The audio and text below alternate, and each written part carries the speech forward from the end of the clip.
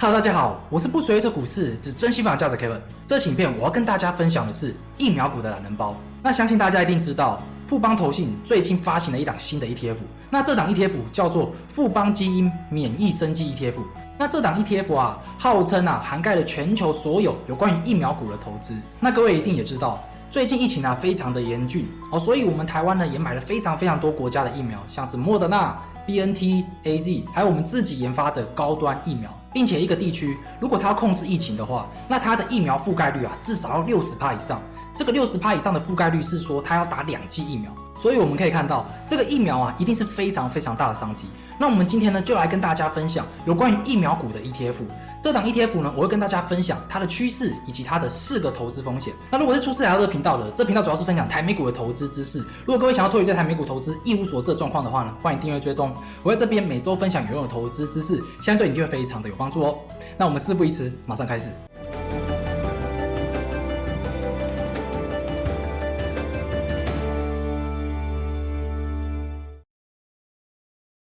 那我们今天要介绍的主旨就是基因免疫生技的 ETF。那我今天呢主要会介绍2档 ETF， 一档 ETF 呢是富邦所发行的这档 ETF， 以及一档是美股所发行的 ETF。那这是今天大纲的部分。那大纲的话呢，我会先介绍这2档 ETF 它们的一些详细的差别。第二个部分的话呢，我会介绍这些 ETF 它的 ESG 的评分、产业类别、折溢价，还有它过去的报酬等等。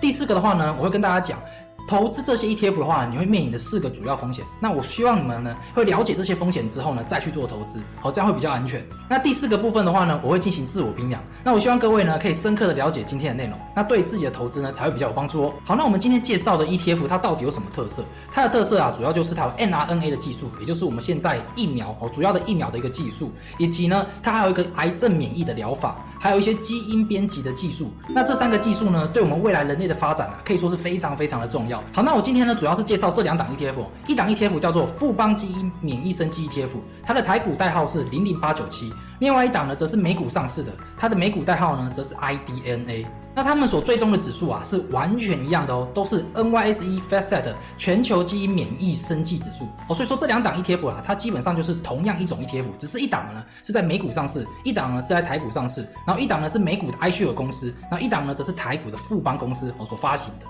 那成立日期的部分的话呢，00897这档 ETF它已经募集结束了它是在9月15号募集。然后呢，美股这档 ETF IDNA 的话呢，它则是2019年6月17号就已经上市了所以说如果要看资料的话呢 ，IDNA 这档 ETF 是有资料可以进行查询的。那内扣费用的部分的话呢，00897它的经理费、保管费、上市费、指数授权费加起来大概是 1.14%。那 IDNA 呢，他们追踪同样一档指数，那它的总开销费用呢只有 0.47%那00897呢大概是 IDNA 的 2.5 倍。那持股种类的部分的话呢，这2档 ETF 都是持股50档股票那风险报酬等级的话呢，00897是 RR4， 那 IDNA 的话呢，因为它是美股的公司所以说它是没有风险报酬等级的。那风险报酬等级呢，是我们台湾公会所制定的一个风险报酬等级。那核心成分股的部分的话呢，基本上都是差不多的。那 Top 5呢，持股比例大概就是25%左右。那因为这2档 ETF 主要都是追踪同一个指数。那指数之间你可能会觉得说，奇怪，为什么它权重有差别？那主要就是因为它编制指数的时间还有它重新调整的时间是不一样的所以说多多少少都会有一点差别。那股息的部分的话呢，00897是没有要配息的。那 IDNA 这档 ETF 呢，它则是1年配发4次。那最近这4次呢，都是有配息的。那价格的部分的话呢，00897募集的价格是每股15元台币，那 IDNA 的话呢，则是每一股是 54.3 元美金。那 54.3 元美金的话呢，大概就是1500块台币。那各位也知道嘛，美股投资主要是用个股进行投资的，所以说如果你要入手 IDNA 的话，你只要1500块台币就可以入手 IDNA 了。那00897的话呢，则是15元台币，但是呢，它通常都是要买一整张，要不然呢，基本上你是很难买到这张股票的。好，那接下来我们来了解一下这2档 ETF 他们所追踪的指数，它是如何进行筛选的。那指数筛选逻辑基本上就是它会有一个指数的母体，然后呢，它会再借由流动性的筛选、指数成分股的筛选，然后之后呢再进行权重的计算。那几乎每一档 ETF 都是依靠这个逻辑，然后进行筛选的。那我们就来看一下这个指数它是如何进行筛选的。首先呢，它是全球43个国家挂牌上市交易的普通股，然后进行筛选。那流动性的部分的话呢，就是自由流通市值要大于3亿美元。那基本上就是属于小型股以上就可以了。那3个月的平均成交金额呢，要大于200万美金。那这就是流动性的部分。那指数成分股是如何进行筛选的？首先，它会借由 FactSet RBICS 进行分类。那 FactSet RBICS 啊，它会将很多企业分成不同的产业。那这些产业呢，你只要50%的营收来自于这个产业，那你就会被归类在这个产业当中。所以说我们这边是要被归类在基因免疫生技相关的产业。那之后呢，它会进行一个关键字的调研，也就是 FactSet 它会认为说，你这家企业它是符合哪一个关键字，然后它就会给你这个关键字。就像是我们台积电它就是符合一些晶圆代工厂，所以它的关键字呢就是晶圆代工厂。OK， 所以说我们这边的话呢，就是说它会借由 FactSet 的关键字再去加上你的市值进行加权，然后会有得到一个分数，然后这就是指数成分股的筛选。然后呢，要如何进行权重的计算？我们刚刚得到了这个分数，然后由高到低，然后排出50档股票，然后纳入这个成分股当中。那成分股的权重呢，它会借由自由流通市值的加权，也就是说你市值越大，你的权重越重啦。然后呢，你的单一权重呢上限是4%。那这边就会有人问，那你说成分股权重是4%，那为什么我刚刚看到莫德纳它好像是7%？为什么会这样？其实各位可以想想看，假装我和小明的资产，小明的资产呢是60万美金，那我的资产呢则是40万美金。以今天来看的话呢，我的权重是多少？我的权重就是我们两个人资产的40%，那小明呢则是我们两个人资产的60%。但是经过2个月之后，小明将他的60万花到剩下10万块。那我们的资产比例是多少？我就变成80%嘛，那小明就变成20%嘛。所以说要是各位看到，某一个权重它竟然超过了这档 ETF 它所限定的权重，其实不用太吃惊，因为权重是会改变的。OK， 好，那接下来这一页就是成分股的挂牌国家。刚刚不是有讲过43个国家，那这就是这主要的43个国家，包含台湾、美国、英国日本、香港。都有在这里面。那接下来我就来看一下这个指数的相关 ETF。我们刚刚不是有讲过，这个指数呢，它的相关 ETF 有00897跟一档 ETF 叫做 IDNA。那因为这2档 ETF 都是追踪同一个指数的，那我们就来看 IDNA 它的过去这1年当中，它的指数表现是如何吧。首先 IDNA 它的内扣费用是 0.47%。OK， 那它股息的部分的话呢，它最近一次配息是每股配发 0.05 块美金所以说它是有办法配息的那接下来我们来看一下 IDNA 这档 ETF它的成长趋势。那为什么我要看这个成长趋势呢？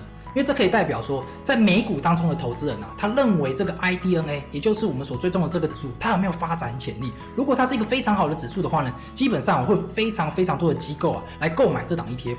那这样这档 ETF 呢，它的一个现金流就会越来越大。但是我们来看一下 IDNA 这档 ETF， 它最近1年的绿色的部分的话，就是它成长。那红色的部分的话呢，就是别人卖出这档 ETF 那我们可以看到，这档 ETF 它的一个规模大小其实并没有增长的非常的迅速。然后呢，它大概1年增加了大概1.5亿美金左右，其实还蛮普通的。那成分股的一个地理分布的话呢，我们可以看到，它成分股呢主要是散布在美股的部分。那美股的部分呢高达67%左右。那接下来则是德国的部分。那美股的部分的话呢，就包含莫德纳。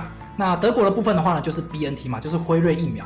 那比较值得注意的就是这档 ETF 它是没有包含 AZ 疫苗的公司好，那接下来我们来看一下它剩下的比例的部分，就是法国、丹麦还有中国的部分。那这些其他的国家大概就只有3%左右。那产业分类的部分的话呢，这档 ETF 它大概有82%呢是属于生物科技类，那12%呢是属于制药的产业，那6%的部分的话呢，则是生命科学一些器具仪器一些服务等等。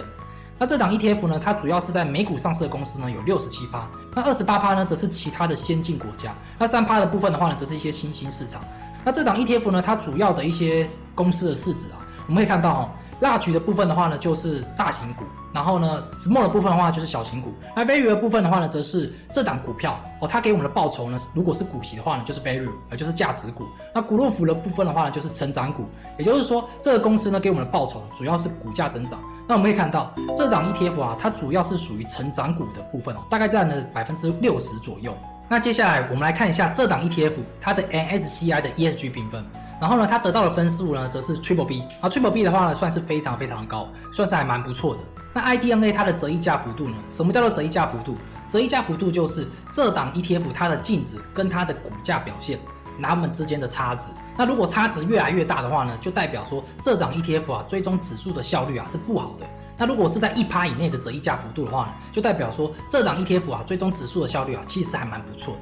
那我们可以看一下这个 IDNA 它的折溢价幅度，从开创到现在以来呢，大概都是在 0.75% 到 0.25% 之间所以说是还蛮不错的。那 IDNA 它追踪指数的效率呢，蓝色这个就是 IDNA 这档 ETF， 那绿色的部分的话呢，则是它的指数。我们可以看到它追踪指数的效率可以说是非常的好，完全就是 match 在那个指数上面。那接下来我们来看一下历史报酬的部分。那历史报酬的部分的话呢，富邦投信他们的官网可以显示，从2014年到现在为止，感觉这档 ETF 它所追踪的指数，它的报酬率非常非常的高，有312%。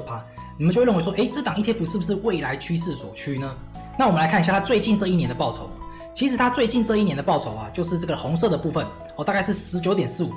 那 SPX 的话呢，则是美国大盘。那0050的部分的话呢，则是台湾大盘。我们可以看到在最近这一年当中，它的指数表现其实没有特别的优异，它并没有优于整个市场的报酬。其实这也是蛮合理的因为毕竟疫情从一开始到现在也过了1年半了，那要该涨的那些药厂，该涨的都已经涨过了。然后我们现在买的话，会不会买在股市的高点呢？这要看你自己去判断的。OK。